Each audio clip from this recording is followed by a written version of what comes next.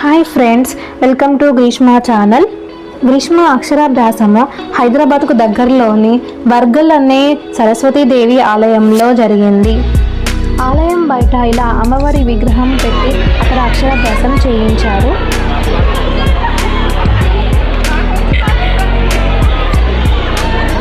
మేము స్లేట్ని ఇలా రెడీ చేస్తున్నాము. అప్పటికే గ్రీష్మ స్లేట్ పైన ఏదో రాసినట్టుంది, తుడిపేస్తున్నాము.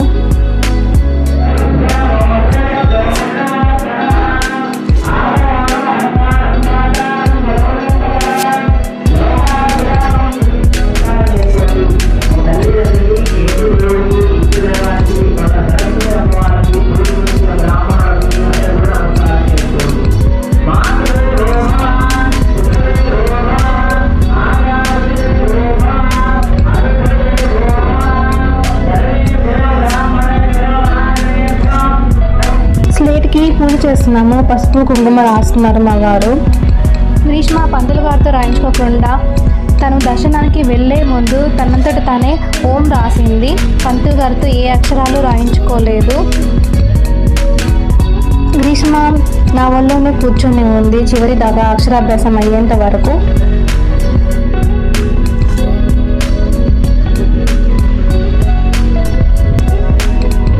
గ్రీష్మ చాలా కోపంగా చూస్తుంది, అందుకే సపోర్ట్ చేయట్లేదు అని చెప్పి మా వారితో చెప్తున్నాను నేను.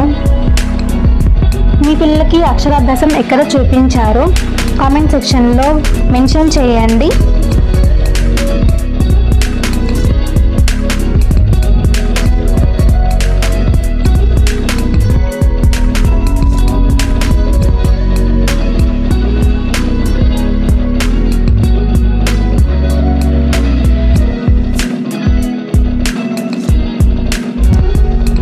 గ్రీష్మ స్లేట్ పెన్సిల్ తీసుకుంటుంది స్లేట్ పైన రాయడానికి.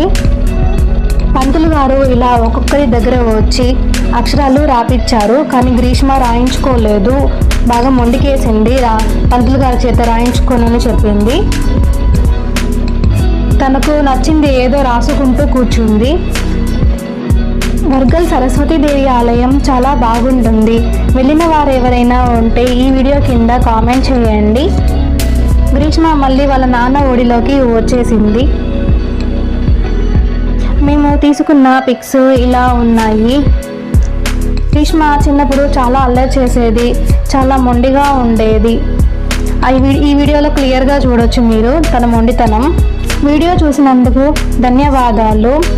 వీడియోని లైక్ చేయండి, షేర్ చేయండి, కామెంట్ చేయండి. గ్రీష్మ బంగారం ఛానల్ని సబ్స్క్రైబ్ చేయండి.